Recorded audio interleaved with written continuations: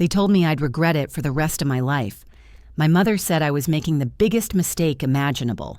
My sister said I was selfish and cruel. Even strangers at church whispered that I'd end up alone and miserable.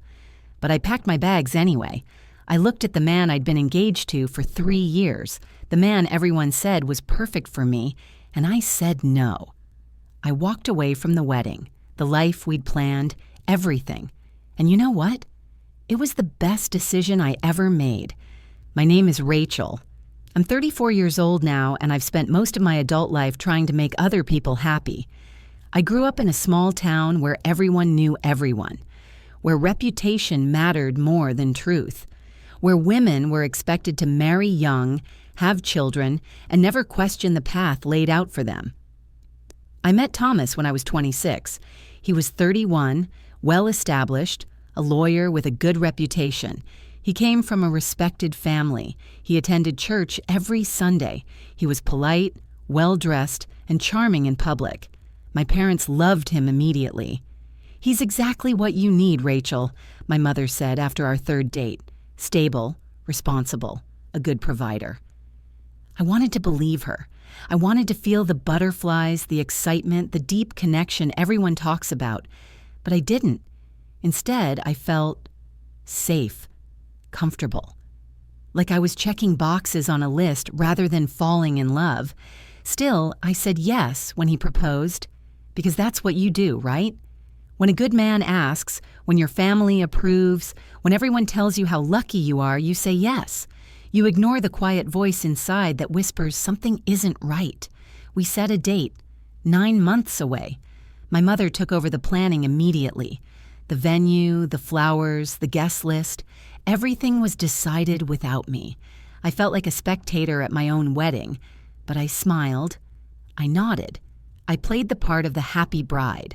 Thomas and I saw each other twice a week, dinner on Wednesdays, church and lunch on Sundays.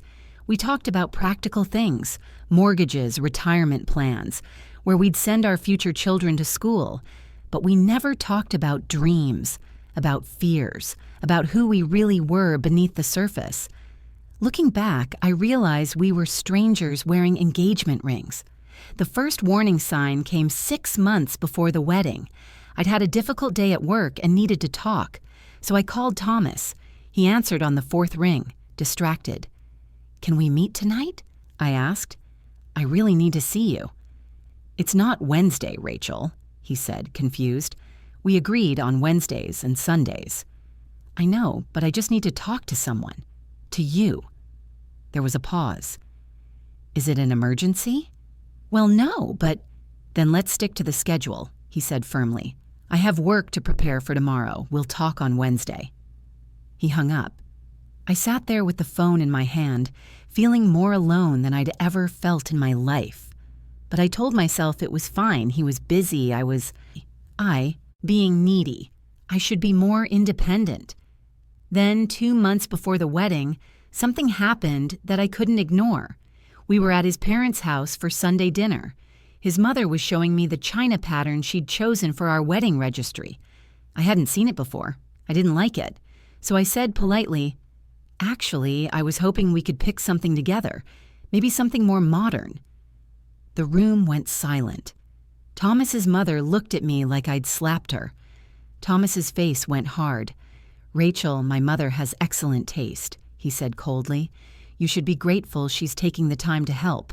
"I am grateful," I said quickly. "I just thought, since it's our wedding that my family is paying for," he interrupted. "I think the least you can do is be agreeable." I felt my face burn with shame. His parents stared at me. I apologized. I said the china was beautiful. I said I was just tired and not thinking clearly. But that night, lying in bed, I couldn't stop replaying the moment. The way Thomas had spoken to me, the way he'd dismissed my feelings without a second thought, the way he'd sided with his mother over me, his future wife. I started noticing other things, the way he'd correct me in public, the way he'd make decisions without asking my opinion, the way he'd schedule our entire life without consulting me, the way he'd grown irritated whenever I expressed a preference different from his. One day, 3 weeks before the wedding, I realized something terrible. I didn't want to marry him, not even a little bit. The wedding dress hung in my closet.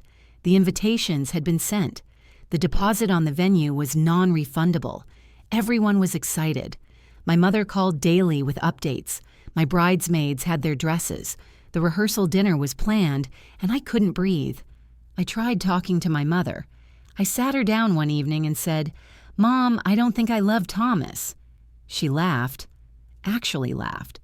"Oh, sweetheart, cold feet are completely normal. Every bride feels this way." "No, it's not cold feet, it's something else.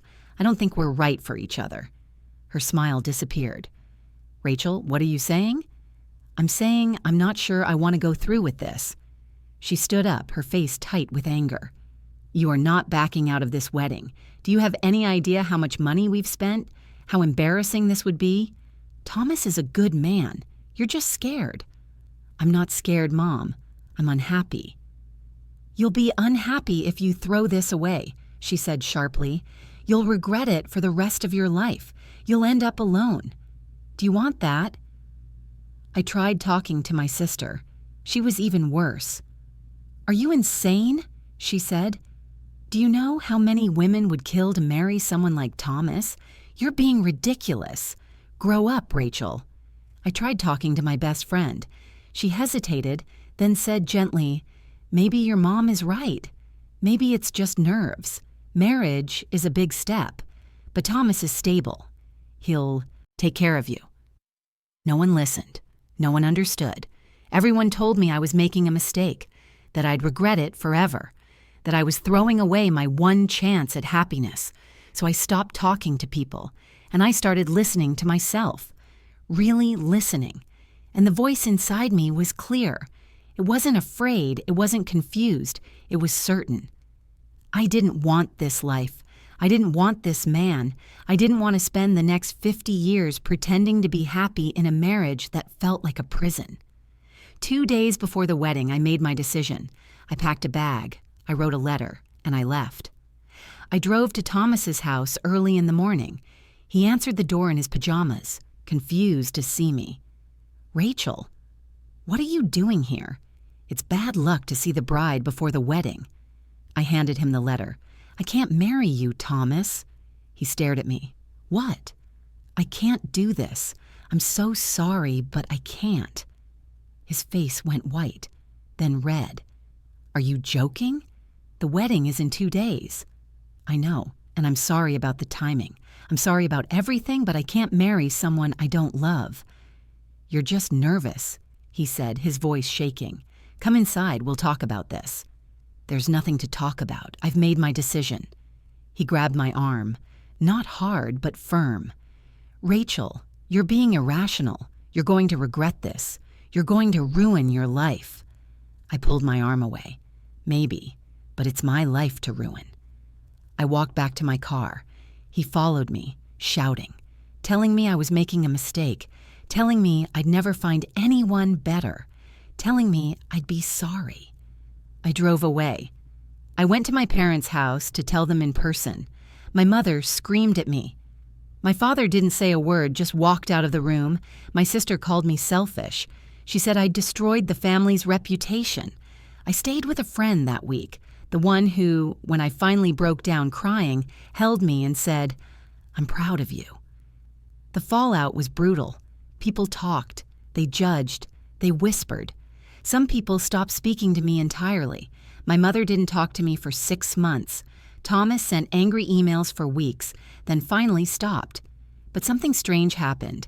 As the noise died down, as the anger faded, I started to feel something I hadn't felt in years. Peace. I moved to a new city. I started over. I got a job I actually cared about. I made new friends. I learned who I was outside of other people's expectations. I dated, cautiously at first, then with more confidence. I learned what I actually wanted in a partner, not what I was told to want. And 3 years later, I met David. He was nothing like Thomas. He was messy and creative and made me laugh until my stomach hurt. He asked about my dreams. He listened when I talked. He never once told me what to do or who to be. We've been married for 5 years now. We have a daughter, and every single day I'm grateful I walked away. People ask me sometimes if I ever regret leaving Thomas, if I ever wonder what my life would have been like if I'd gone through with the wedding. And honestly, no, not even for a second, because I know exactly what that life would have been. Quiet, controlled, safe, empty. I would have spent decades trying to fit into a box that was never meant for me. I would have lost myself completely. Walking away was terrifying. It was painful. It cost me relationships, reputation, comfort. But it gave me something far more valuable. It gave me myself. My mother and I eventually reconciled. She still doesn't fully understand my decision, but she's accepted it. She loves David. She adores her granddaughter. And sometimes, when it's just the two of us, she admits that she's glad I'm happy. I'm not going to tell you that walking away is always the right choice. Sometimes it's not. Sometimes staying and fighting is braver. But I will tell you this. When every cell in your body is screaming that something is wrong, listen. When you feel yourself disappearing, choose yourself. The people who truly love you will understand, eventually, and the ones who don't, they were never really for you anyway. My name is Rachel. I was told I'd regret my decision forever. But walking away from a life that wasn't mine was the bravest, truest thing I've ever done, and I would do it again in a heartbeat.